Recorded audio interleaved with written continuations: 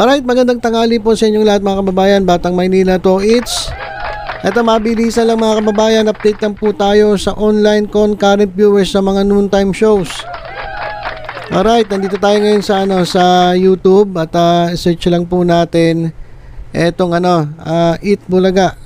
Alright, para Eat Bulaga TV5 para makita natin kung ilan. Ayan mga kababayan, andito na, nakapila na lahat. Ayan, hindi na natin papasukin titingnan na lang natin. So dito sa EAT Livestream TVJ on TV5, ito po sa TV5 Philippines. Yan po, tingnan nyo naman po yung tingnan nyo na lang yung ating mouse. Yan. Alright, sa TV5 Philippines, ang nanonood po sa EAT Livestream TVJ on TV5 ay 33,000. YouTube lang po YouTube lang tong pinag-uusapan natin. At ito naman sa TVJ. Sa TVJ, ang nanonood po ngayon, 80 Live TVJ on TV5. Dito po sa YouTube channel ng TVJ ay 34,000. So mas marami po ngayong nanonood sa TVJ YouTube channel kaysa dito sa TV5 Philippines. Ang total po ng nanonood concurrent viewers sa mga oras na ito ngayon po ay 2:17. So malapit na po matapos itong kanilang live stream. Ito 34 plus 33, so 67,000 ang nanonood dito sa EAT. At ito naman dito sa GMA Network, ito po, dito po nila live ito na mga Tape Bulaga. Yan, ang nanonood ay 6,000. Medyo marami rin medyo nag-i-improve Ayan, nakikita natin kasama pala, saan ba to? Kasama si Ara ba to? Yung nilalandi-landi ni Paulo Contis. Ayan, nasa Cagayan de Oro sila, kasama si Yorme. Kasama pala si Paulo.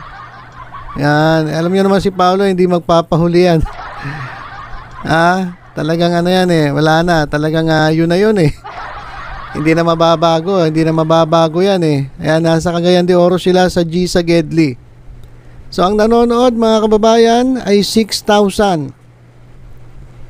Tapos dito sa meron pa bang wala na ata So iba nagtatanong, bakit hindi mo sinasama yung Showtime? May isasama mo palagi namang kulelat. Ang naglalaban ngayon sa noontime shows pagdating po dito sa online views at sa TV ratings ay etong EAT ng TVJ sa TV5 at etong Tape Bulaga ng mga halos shows. So ayan mga kababayan, yung kanilang live stream performances. Dito po sa EAT, ang total 67,000 at dito naman sa Kapuso stream ng Eat Bulaga GMA Network 6,000. Tingnan natin yung sa YouTube channel naman ng Eat Bulaga dun sa sa kanilang official YouTube channel. Ito. Ayan, sa kanila namang official YouTube channel, ayan, ang nanonood 1,200. So 6,000 plus 1,200, 7,200 kumpara dun sa 67,000. Mas malaki pa yung butal. Ang butal ng 67,000, 7,000 Pero ang total ay hindi, nakalampas ng 200. Kasi 6,000 plus 1,200 meron silang 7,200 na concurrent viewers ngayon dito sa Tape Bulaga. So halos butal nga lang. Halos butal lamang itong nanonood ngayon. Tingnan natin sa Facebook. Okay, tingnan ngayon natin sa Facebook. Itong Eat Bulaga. Alright, para makita na rin, sama na natin sa Facebook. Eat Bulaga. Yan, tingnan natin ito. Live ang Tape Incorporated. Ayan ang nanonood ngayon sa kanila ay ilan? 554. 554 mga kababayan ang nanonood sa kanila dito sa Facebook. At alam ko wala na hindi ko alam kung meron pang GMA dito. Meron ba? May GMA ba? Sa Facebook. Tingnan nga natin. GMA Network sa Facebook. Ito. Tingnan natin Live. Wala. Hindi nila live sa Facebook. Itong Tape Bulaga. Hindi nila live. Okay, tingnan natin yung sa TBJ. Sa Facebook kung ilan ang nanonood. Yan. Ito. Para makita natin, kasi sinasabi nila number 1 daw sila. Dito mga malalaman kung sino talaga pinapanood Ito, live ngayon ng TBJ. Ang nanonood ngayon ay 3,900. 4,000 na. So ang nanonood ngayon sa TBJ live, dyan sa kanilang Facebook page, TBJ, ay 3,900. Idagdag mo to dun sa sa 76,000. Plus 4,000. So 80,000 na mga kababayan. Concurrent viewers sa TV5 pa lang ito. Tingnan natin dun sa sa TBJ pa lang ito. Sa TV5 naman, TV5, yan. Naka-live din itong TV5. Ito yan. Ang nanonood sa TV5, ayan, ay 3,900. So halos parehas halos parehas itong nanonood sa TBJ Facebook page at dito sa TV5 Facebook page.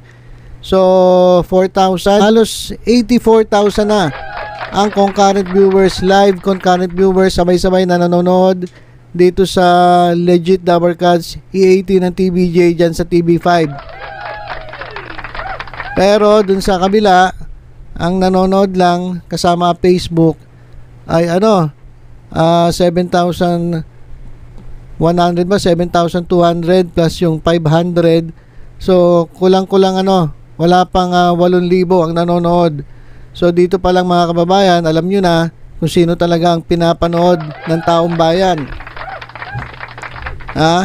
So yung mga pinapalabas ng iba dyang mga panatiko ng Tape Incorporated meron ako nakikita mga Facebook page na talagang sobrang bit-bit na bit-bit nila.